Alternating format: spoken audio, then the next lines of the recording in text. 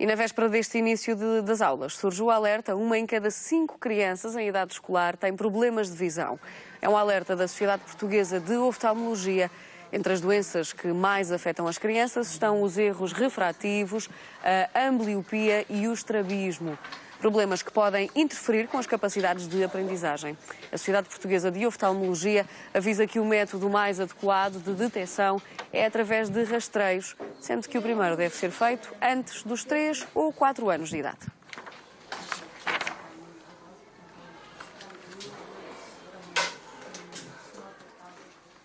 É nosso convidado o Dr. Pedro Meneres, membro da direção da Sociedade Portuguesa de Oftalmologia, está em direto dos estúdios da TVI no Porto. Muito bom dia, obrigada pela disponibilidade para conversar connosco. Doutor, pergunto-lhe, é altamente indispensável fazer este teste mesmo antes dos 3, 4 anos de idade? É só a partir daqui que se pode evitar problemas maiores?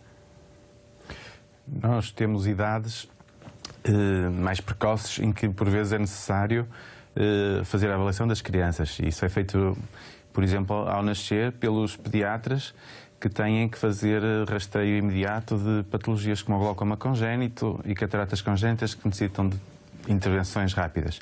Do ponto de vista dos oftalmologistas, é muito importante, nesta altura do ano, nós sensibilizarmos a população para um problema diferente, que é a ambliopia. É a principal causa tratável de forma bastante rentável, ou seja, com baixos custos, e a ambliopia é algo que afeta a visão e que, se for tratada, na maioria dos casos, aos 3, 4 anos diagnosticada e a partir daí, designadamente se for o caso de vícios refrativos, com prescrição de óculos e por vezes acompanhada também de penso ocular, se for necessário, se houver uma diferença de visão de um olho para o outro, este rastreio aos 3 anos, antes dos 4, é o período que nós consideramos fundamental que se faça uma observação por médico oftalmologista, vai permitir que o desenvolvimento da visão, que pode ser condicionado muitas vezes por estes erros refrativos, para além de outras doenças, mas erros refrativos simples, com tratamentos simples, vão impedir, se não forem detectados e corrigidos,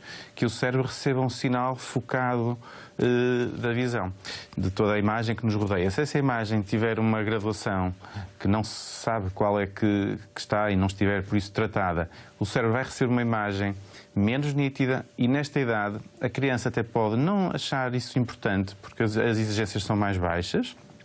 Efetivamente, aos 3, 4 anos, as exigências para aquilo que a criança necessita se aproximar um pouco, pode disfarçar isso perfeitamente, mas vai condicionar o desenvolvimento cerebral da visão. O sistema visual é algo complexo, a informação visual entra no nosso cérebro.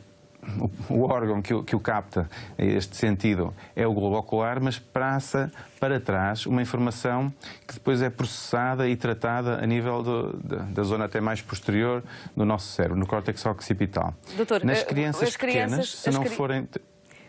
Desculpe interrompê-lo, as crianças, como dizia, não têm tanta noção quando isso acontece, mas os pais têm um papel absolutamente fundamental em todo este processo. Quando acontece existir algum sinal mais evidente, por exemplo, no caso de estrabismo, em que a criança não tem um olho direito e isso aparece com alguma frequência, aí é relativamente fácil as famílias ou os educadores darem conta. O que nós defendemos como crucial é 2 etapas importantes. Aproveitamos este início do ano escolar em que as pessoas estão atentas e a Sociedade Portuguesa de Oftalmologia lança este apelo a que haja uma observação das crianças nos 6 anos. Mas ainda mais importante é realmente uma observação mais precoce, aos 3 anos, antes dos 4, porque se a criança tiver um déficit, por exemplo, vir bem de um olho, mas pouco ou nada vir do outro, pode passar completamente despercebido a toda a envolvente social, aos educadores, aos pais, sem culpa nenhuma, não darem conta, porque a criança com um dos olhos pode ser perfeitamente capaz de desempenhar todas as suas tarefas.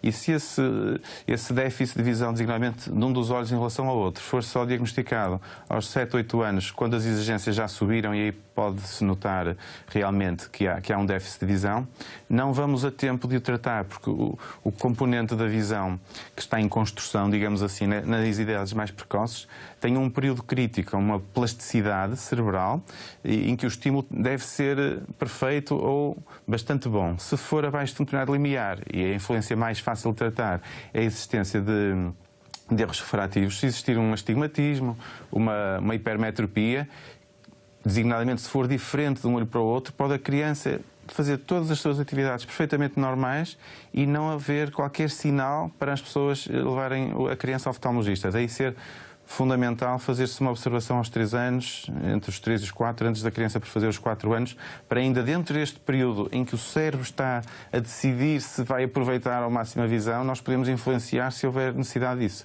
Felizmente muitas vezes não há e, portanto, vai ser uma observação simples para muitos pais, mas vai salvar a visão de muitos olhos através de um mecanismo normalmente bastante económico em relação a outras intervenções. Nós estamos habituados hoje a uma medicina muito avançada, muito tecnológica, mas não temos capacidade de curar este período crítico.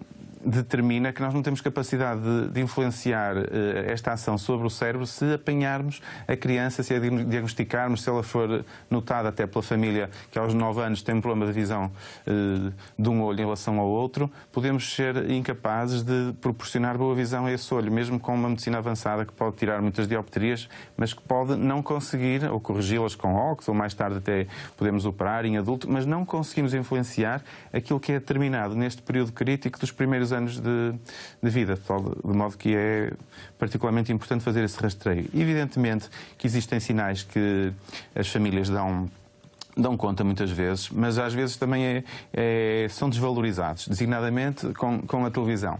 Muitas crianças aproximam-se demasiado da televisão ou constantemente e nós recomendamos sinais como esse e outros que as famílias possam notar, o esfregar dos olhos, que as crianças todas devam ser observadas. Essas já muitas vezes mais tarde.